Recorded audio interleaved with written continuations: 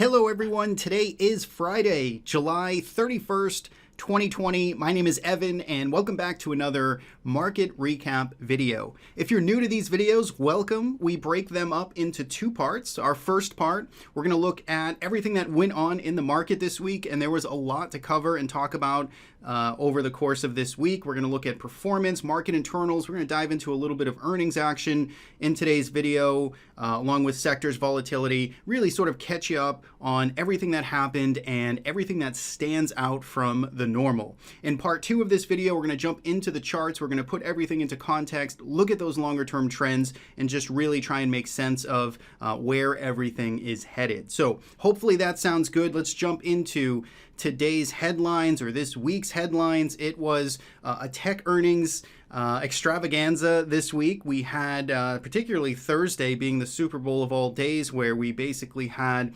half of the Nasdaq in terms of market cap reporting in a single day. We're going to get into those earnings particularly later in part two of this video and break down some of the action there. We saw the Dow Jones lagging a little bit this week. So in terms of index performance for the US, the Dow Jones kind of underperforming, being a little bit sluggish. And we saw gold and silver really just continue their rip, but gold in particular breaking to new all-time highs. Silver also continuing its extraordinary move over the past month of trading. So we're going to talk about that as well. So if we get into the equity market performance this week, if we put our attention into this last column here, this is the weekly performance. You can see the S&P 500 up nicely, 1.73%. Nasdaq 100 up 4%. Remember last week or the last 2 weeks, we had the Nasdaq down, back-to-back down weeks, first time that had happened in some time. Well, we responded with a 4% kind of launch to the upside, back up towards the upper range. Russell 2000 lagged a little bit. We don't track the Dow here. Maybe I'll add this in, but the Dow did close negative. World stocks also closing negative here. So ACWX, which is basically, the world minus the United States, also closed negative here on the week, giving up a little bit of the outperformance that they've been seeing over the past month or so.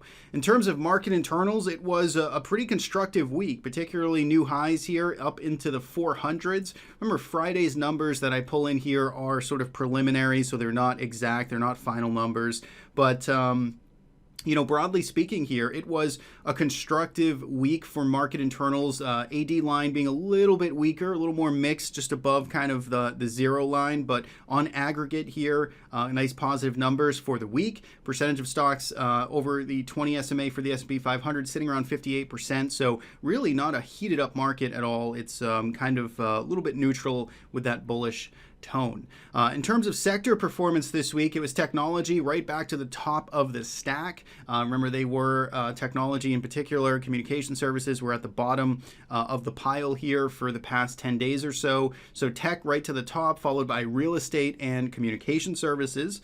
And on the downside, we saw a flip here with energy, materials, financials.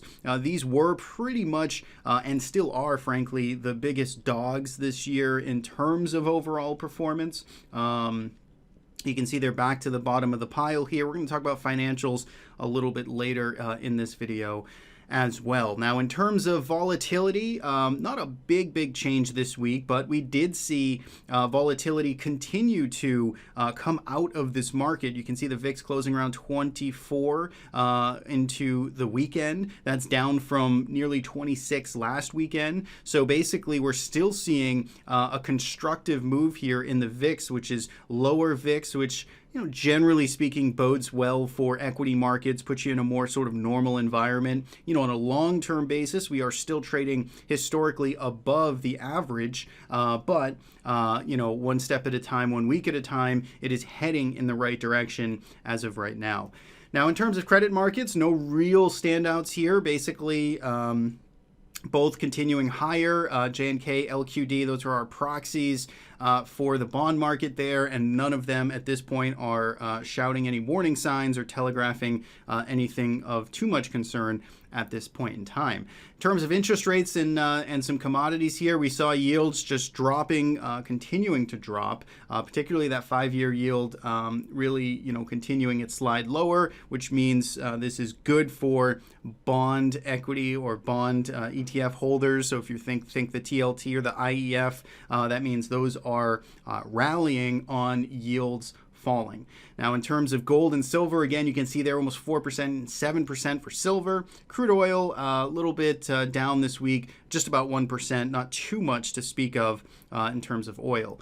Now, the report card for the week, it was constructive. So we had basically 4 out of our 5 line items here, which are still in the positive territory. So we got a nice A- for this week. The vol environment still, again, historically high and a little bit concerning, but all things considered, under the hood and price action, things looked pretty good there for the bull case. Wrap things up here with our trading strategy, Merlin. You can see back up on its equity exposure a little bit. It's essentially been dancing between, call it 40 or maybe the high 30s to high 50% exposure to this market, and it's basically up there. You can see a little more tech exposure this week. Did shuffle around for some positions, got some new signals for Monday. So once again, if you want to learn more about the strategy, if you want to take it for a free trial, you can see the links down there below, and we'll pop one up on the screen for you to take advantage of that. So that's it for part 1. Let's be back. We'll be back in just a moment here with part 2. All right, we are back here. We've got WORDEN TC2000 open. We're looking at our equity market grid right now with our custom smart trend filters applied. So those are the colored dots you see there on each of these charts. And price itself is the white dashed lines. So we're going to go through these. We're going to start with a weekly time frame. We're looking at the S&P, Nasdaq, bottom left's Russell, bottom right ACWX here. Really holistically looking at a high level, no changes this week in terms of trend and overall outlook. We've basically had a buy signal on all of these markets now for the past several months, and we're continuing with that buy signal on this particular time frame. You can see prices are above our trend filter. In the case of the S&P 500, you can see moving back up towards the new highs here and continuing to effectively act well, getting a little bit of a slope to start to uptick here in the S&P 500 as well. That is constructive. Top right's the Nasdaq 100. You can see after 2 weeks of pulling back here, it's starting to shoot back up to the upside. Got a nice aggressive bullish slope here for our trend filters. Nothing changing. Bottom left, Nasdaq still very flat here in terms of trend strength, but it is bullish, which basically means that benefit of the doubt does go to the buyers on this time frame. And in the bottom right's the ACWX. So we did start to pull back a bit this week, but we do have a bullish outlook here again on that weekly time frame, which suggests to us effectively that it's still a market that you'd want to be long, potentially looking at dips as opportunities. If we go down to a daily chart and take a look at some of these markets, you can see a little bit of turbulence here coming in at the end of the week. So if we look here at the S&P 500, notice here on Thursday, we got our neutral signal starting to print here on our smart trend filter. This is what's cool about them, is because, we do have a trend that is rising, but we're getting a little bit of indication here that there's some cross currents going on over the past couple of days. So we do want to pay attention to that. Again, as I like to essentially read these, is the benefit of the doubt goes to the prior trend direction, which is to the upside. So once again, here we look at the S&P 500, glass sort of half full. We got a little bit of turbulence we want to keep our eyes on, but we're still holding above our trend here. So things look pretty good. Nasdaq 100, same thing here. Notice we've got about 6 days now printed with a little bit of turbulence, a little bit of neutral, kind of choppy reading here. So it's something we want to keep our eyes on. But again, benefit of the doubts goes to the buyers. Russell 2000 got our first print here on neutral. ACWX here, first 2 days of neutral as well. So gives you a little bit of indication that, again, time frame matters, and it depends on where you're sort of trading and what your outlook is. But there's a little bit of chop sort of setting in here towards the end of the week, and we're starting to see that get picked up with our filter. Now, if we go down to specifically some price action analysis of these markets. And if we go to the S&P 500 in particular here, and we just drill down into some of the price action analysis, this has basically been our roadmap. Let's see if we can clear this out a little bit. So if you've been watching these past several week videos, several month videos now at this point, this has essentially been the same levels that we've been watching for the S&P 500. And really, we haven't gone, more or less anywhere in almost 2 full months worth of trading. So remember back here on the 8th of June, this is where the market kind of made its last breath sort of new high here as it really ripped from this old May range, but we got as high as basically 32.33 here in the S&P 500, and here we are a full 2 months later, and we're only trading just about 40 points above this pivot high here. So the market's certainly been taking its time. It does have a pretty bullish kind of posture here in terms of price structure. We've got a series of higher lows being or attempting to be continuing to the upside. But notice, we do still have some stalled action in the very short term. So essentially what we're looking at now is this range that has been developing for the past, let's look here, 12 bars, so 12 trading sessions where the S&P 500 is traded basically within a 2% range, which is pretty tight, especially for a VIX in the mid-20s. So we essentially have a market that's sort of making up its mind right now. It's digesting these catalysts, it's digesting earnings and some of the macro cross currents. And the trend is still to the upside. So again, we should give the benefit of the doubt to the buyers here. But I think we have a nice tight range to just work against. And I think heading into next week, we really want to see how this range ends up expressing itself in terms of a vol expansion, either to the up or downside. I'd be looking, especially the way we closed here on the end of the week, be looking at the upper end here around 32.80 as a breakout level of new price highs, new momentum to sort of come into this market. That's obviously the bull case. That's what we're going to want to see if that can really take shape. If we zoom out here again, we've identified this big earnings gap. No, I'm sorry, this isn't earnings gap. This is just a regular old bear price gap here that started all of the free fall in the first quarter of this year. But this big open gap is essentially closes up around let's call it about 33, 37 or so,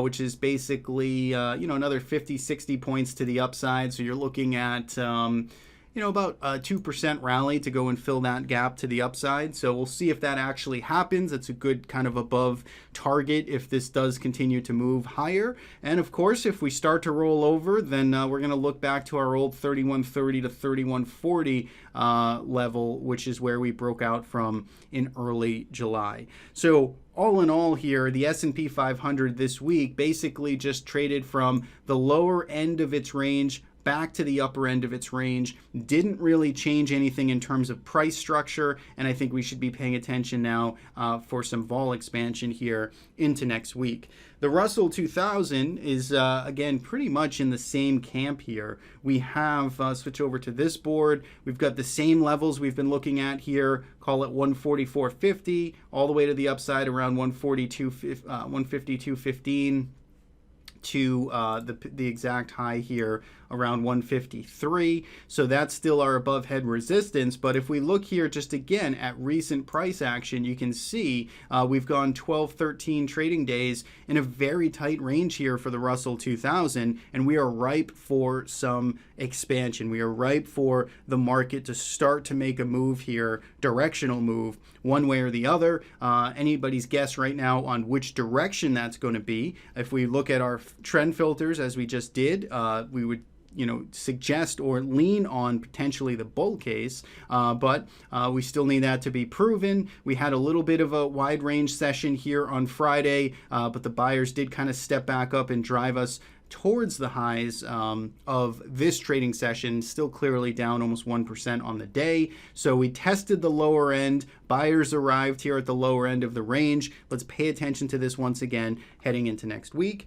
Last but not least is the Nasdaq 100. Nasdaq 100, remember, had 2 back-to-back down weeks here. And again, we have a well-defined carved out range. So this, I think, is really a good thing for us traders or us active traders or trying to manage risk and make sense of market structure. When markets behave well technically and put in some clear levels, I think we can make slightly more informed decisions, and we're really seeing that in all major averages right now. Again, you can see the Nasdaq 100 came into the week at the lower end of the range, and it was basically a buy the dip opportunity as we rallied back to the upper end of the range. Again, let's keep in mind here as we think about the Nasdaq and we think about the companies that just reported, and we saw mostly constructive numbers for the Nasdaq, but in terms of a price structure here, we didn't quite get the breakout to new highs. We didn't just continue to launch up and take out all of these, of these prior attempts here around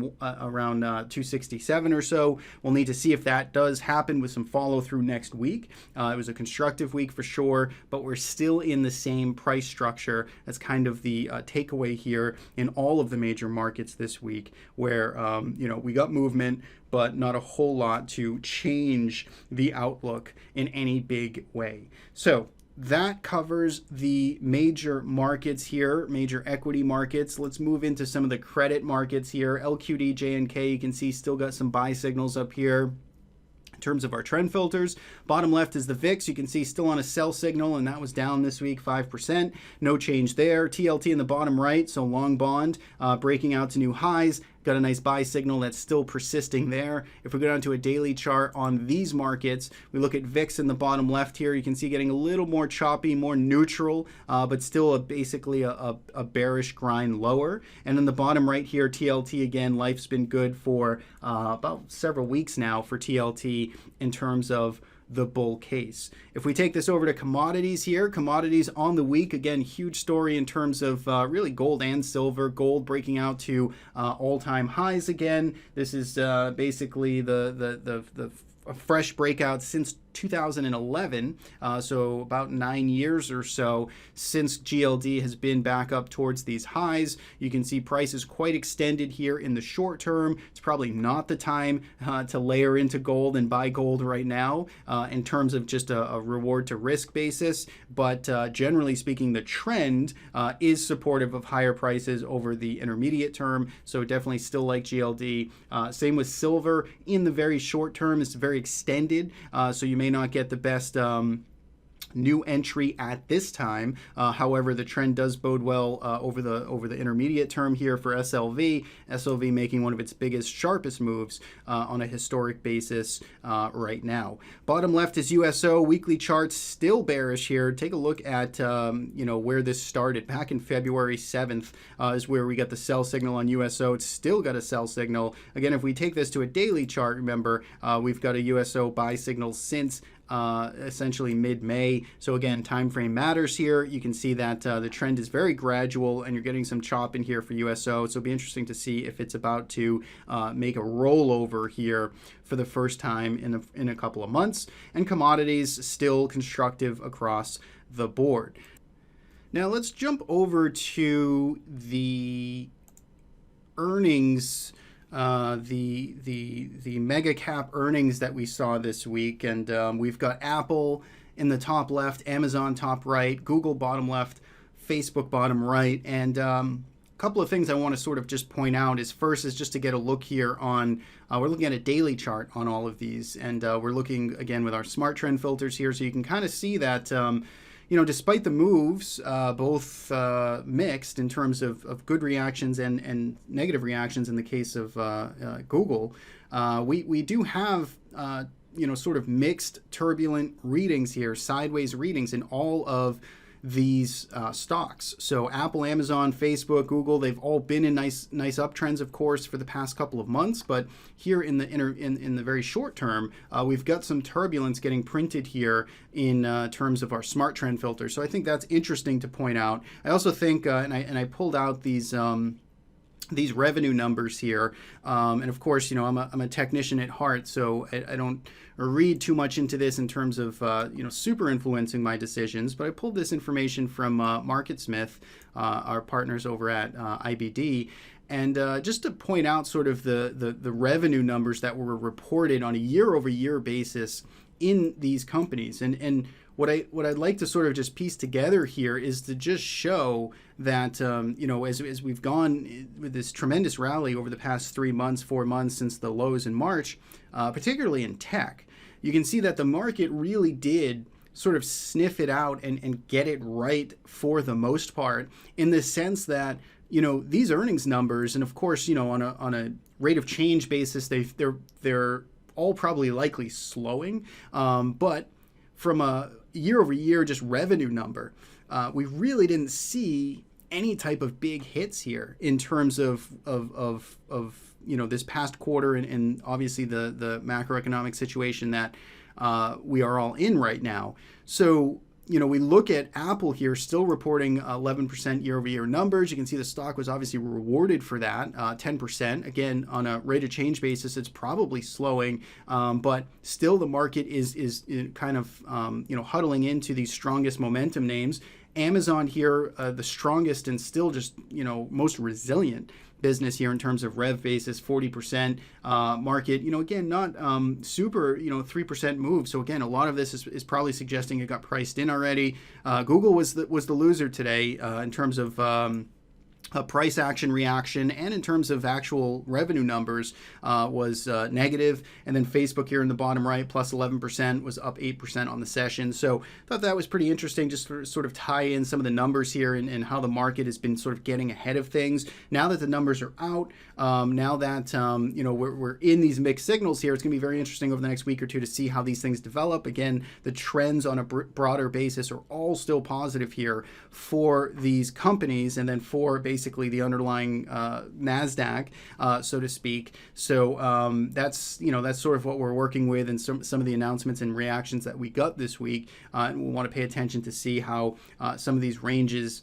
get followed up over the coming days and next week. So with that, let's look quickly at our sectors here. There wasn't a whole lot of change this week in terms of a weekly basis. We did get a new buy signal here on the XLU. So utilities here have been pulling back a little bit. We did get a buy signal this week. And again, this is a weekly basis.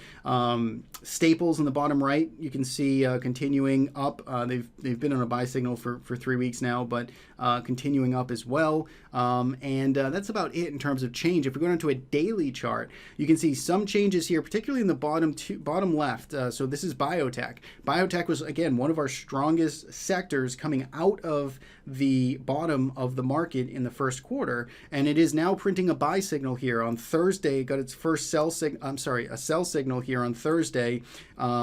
Which is a new sort of development here for IBB. You can see XLV also going neutral on Friday. So a little bit of change of character here in terms of Biotech. And again, this is on a daily chart. XLI here, again, going neutral. Materials going neutral. So a couple of subtle changes here in the short term, but no big changes to speak of. Let's just take a look at some of the price action of these, particularly IBB. I want to just mention here because we did get a sell signal on the on our smart trend filters. Broadly speaking, if we zoom out here, I still like IBB quite a bit from a technical structure basis and even a long-term basis. Again, if we look here at a weekly chart of IBB, I think this just shows the big breakout. Let's even go to a monthly chart just to really paint the clear picture here. This potential is quite extraordinary here in the fact that we've gone effectively nowhere for 4 or 5 years, and we're at the upside right now. This would be a very rough spot to fail. So again, this monthly candle isn't so pretty. The fact that it tried to break out and is now potentially reversing, these are, this would be the big implication here, is if this continued to roll over and fall back into this range, and we just got basically a big head fake on a monthly chart, that would be something to pay attention to and something that we absolutely don't want to rule out. But in the short term, if we can stay over 130 or really over 126, then we can probably prevent a lot of that damage here. So it'll be interesting to see if buyers step in. XLU also sort of talk about that in terms of, I'm sorry, not XLU, XLV, healthcare. Basically the same thing here in terms of its more immediate term sort of chop and potential to fail. It broke out of this multi-month range, and it's kind of just hanging out here, and it's got its own little small range that it's developing in right here. So let's pay attention to it. These again are both ripe for potential kind of breakout reaction moves. I think they're all at interesting spots where they sit. And I did want to talk about financials again, because this is something we talked about last week, is look at this tight range that we see financials in. Financials are one of the worst hit in terms of year-to-date performance and what's gone on over the past 6 months. So it'd be interesting to see how this range gets resolved. We basically had support getting carved out here around 2260 or so. We pointed that out right before some of the financials started to report earnings. Earnings are largely out for financials now. There's still some more companies to report, but the market seems to be making up its mind, and this range is pretty tight here. So I think we got we got an interesting spot ahead of us over the coming weeks in terms of some of these ranges in sectors, in individual stocks, and frankly in some of these major averages. So I think that's it. I think that's basically everything I wanted to touch on. If we look at Apple again, you can see there's the big move there in terms of its earnings reaction. Facebook again getting a big reaction here, taking out these prior highs. So again, if this resolve can happen here and momentum can continue to the upside, that certainly has its potential. Amazon, which again from a revenue perspective was one of the biggest winners, but you can see here this hasn't quite resolved the price action over the past 2 weeks or so. And again, that could just be a symptom of the fact that Amazon price, the stock really got ahead of itself, or really did a good job. I would just consider it the market getting it right in terms of in terms of those numbers. And then you can see Google here trying to save itself at the end of the day, but it posted this chart not too long ago on social, the fact that we kind of went range bound here, and then it looks like we're trying to potentially roll over, and that's coming at a dangerous spot given the fact that the prior all-time highs for Google was right around this level here in February. So again, this could turn into a false breakout, sort of head fake on a bigger basis, something to keep in mind. So that's everything. Hopefully you guys enjoyed the recap here. And as always, thank you for tuning in and watching. You can subscribe to our YouTube channel to stay up to date, or just simply follow us at thetraderisk.com. Hope everybody has a great weekend ahead of us, and we'll see you back here next week.